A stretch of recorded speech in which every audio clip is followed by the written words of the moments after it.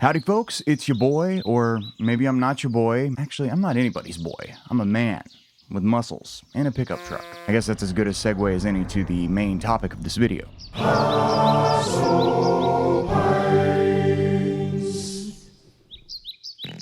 Now, this is going to be a quick one, so buckle in. I just want to speak for a moment on trolling, because I have a few brain thoughts. There's this weirdo on Twitter whom I've seen some real YouTubers talk about named, I don't know, some stupid name. I'm not going to look it up right now, but I'll flash it on the screen, I guess. I think I recently saw Big Joel say on his second channel, Little Joel, which is adorable, by the way. Thank you, Big Joel, for giving your littler channel a cute name. Big Joel mentioned this guy tweeting about Hooters all the time. Like, he always says dumb crap about how alpha males and real men love Hooters and go to Hooters a lot, which, as Big Joel pointed out on Little Joel, is weird. I've never been to a Hooters, but it seems pretty tame. Like, you could bring a kid there, right? And they wouldn't see anything that they wouldn't otherwise see at the beach or whatever. Am I correct? They even parodied it on Boy Meets World. You remember that? There was a place they used to eat at called Cleavage.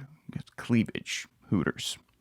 So anyway, why not pretend to be obsessed with something slightly edgy, like a strip club? If you go to this idiot's Twitter feed, it's idiotic, but it seems like the most obvious troll of all time to me. A lot of online grifters do this sort of thing, say incendiary crap so their tweets or videos or whatever will get spread around by people complaining about it, and along the way they get to pick up more ding-dongs to fleece for money while remaining relevant to an extent. So it seems like the way to starve these people of attention is to not give them attention, but that's easier said than done. I mean, Weird Al says, "I don't feed trolls," and it's all about the Pentiums. And that song was made like right at the outset of the internet becoming ubiquitous, like 1999 or something. He also says one of the funniest lines of all time in that song, "They call me the king of the spreadsheets, got them all printed out on my bed sheets."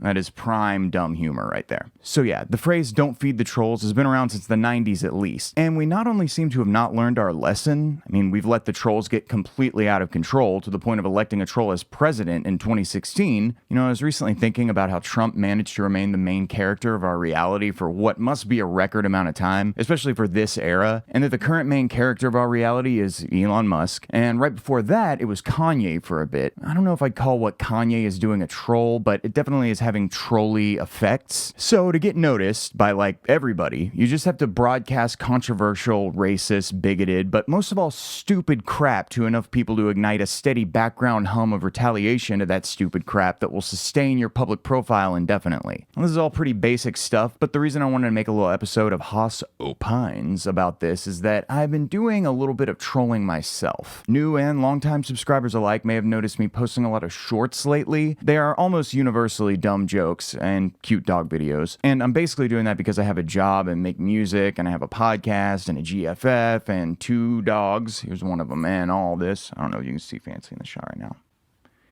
Here she is. So I'm not updating the channel nearly as much as I'd like to, and I wanted to keep my channel active while mostly keeping the main video upload section clean. So something I'll do to increase engagement, and I'm an artiste, so I hate even having to think about this aspect of making stuff at all. I hope it's not pretentious of me or whatever to refer to myself as an artist. Just know that I do not attach any qualitative qualities to that label. Like I always say, I'm not the biggest fan of much of his work, but I relate to Kevin Smith on a deep level because I too am a creative person with no talent. Sorry, Kevin Smith, but I think he would think that was funny. Anyway, something I'll do to bait commenters on those shorts is say something wrong at some point, specifically the type of thing that actually types like to make themselves feel superior to others by correcting people on. Using a made-up word is a good example of this. Of course, all words are made up and their definitions are dependent on how people are using them at a given time, but that's a whole other thing that I actually go into more detail on in the big video I'm working on right now, an essay breakdown explication of the 5 Iron Frenzy song Giants, coming soon to a YouTube channel near you. This one, Hoss Bossman. So this all reminded me of something that friend of the show, well, not friend of this show, friend of my podcast, BREADSHEET, available wherever fine pods are casted. Chill Goblin I'm talking about. He was a guest on BREADSHEET, my podcast, and he said this during our interview. I always post my videos on like the subreddits that I think will be most upset by them. Really? Yeah. Oh, dude, I always do that. That's a great idea. I should do that. That'd be good. Oh, yeah. I also post some places that I think they would be liked. I'm not only a masochist here. That'd be weird. But it is actually quite good for your video if people are like downvoting it and commenting on it and watching it, and like some people will watch it and like put in like the timestamps of where they disagree and stuff like that. And it's like, yes, mwah, thank you. Thank you for watching the whole thing probably multiple times to get your take on it. Oh, I totally support this practice. In fact, I've tried copying it a bit myself. So the first time I said a wrong thing in one of these recent shorts that became a de facto troll, it was an accident. Well, I guess I should just play it here. It's only 15 seconds long. Elon Musk paid $11 billion in taxes last year. But apparently, the government needs a little bit more money than that to provide for the basic needs of all its citizens. Now, Elon Musk currently has a net worth of about $200 billion. And according to some government agency crap, it would cost about $20 billion a year to end homelessness in the United States. So all we have to do is take the rest of Elon Musk's money, and we can end homelessness for 5 years. And sure, Elon Musk would lose all of his money because of this. But I think that once you explain to him all the good that it was going to do, he'd be okay with it. So originally, I guess I had forgotten that I was posting this to the internet because I thought it was pretty clear that the whole thing was a stupid brain fart of a joke. To be fair to the haters, if it's supposed to be ironic satire, it's not super clear what point I'm trying to make, even if you completely understand where I'm coming from. And to be fair to me, I didn't really have a clear target in mind. Like, if it's ironic, why is the dumb character I'm playing ultimately advocating for my actual position that we should take all of Elon Musk's shit and give it to people who actually need it? It's kind of like with the stupid songs that I actually started this channel to post.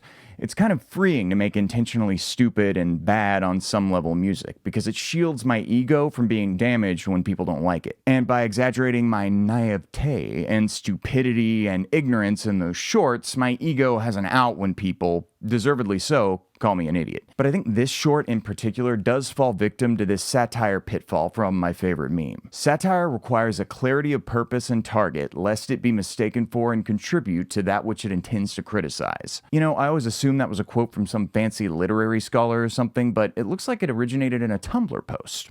I've had a bee in my bonnet for... I'm not really sure if I'm using that expression correctly, but I have had a bonnet bee situation about making my music and other crap I make have some sort of message since I was like 11 years old. I like a lot of non-political / social / philosophical art personally, but my attitude for myself has always been that this world is so fucked, so bursting with unnecessary pain and suffering, that I want to use any platform I ever have, however small, to at least try to do something about the pain and suffering. Even if it's just to say, hey, look at all this pain and suffering, and making people feel guilty about compartmentalizing the horrors of reality, even though that's what we all have to do to keep from going completely insane. So I don't want my content to fall victim to that sort of thing, and I feel kind of guilty about letting it do that, and that's why I decided to record this today. I've started saying other wrong things to bait people into commenting, and that's sort of muddying the overall messages I'm trying to communicate, like, as a whole, but it's growing my platform and giving me more reach to communicate any messages I might have. That sounds really like I have a savior complex or something. I have to communicate these messages. I don't really know how to say it, but you know, I'm trying to do political commentary crap here. Make it a little educational. Maybe just like helping people envision a better world. You know, I haven't even referenced the title of this video, which is somewhat of a troll title to bait people into clicking on it.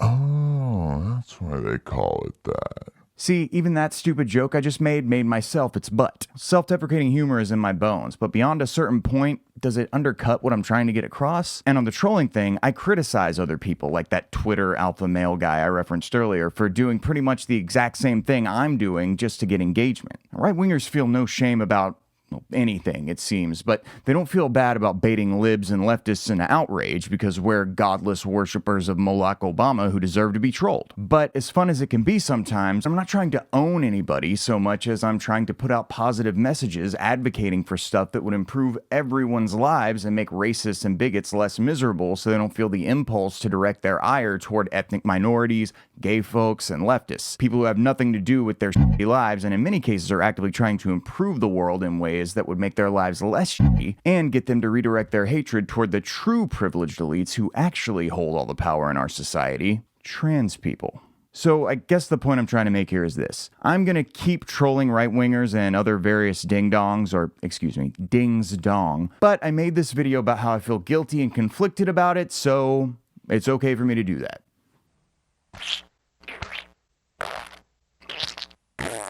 Alrighty, like I said, just some quick brain thoughts here. Please sub, comment, and like, and come back soon for my next song breakdown video, which will contain my cover and analysis of Five Iron Frenzy's Giants. Oh, by the way, if you were one of my patrons, you would have already heard that uninterrupted cover of Five Iron Frenzy's classic Giants, because I post extra stuff there now.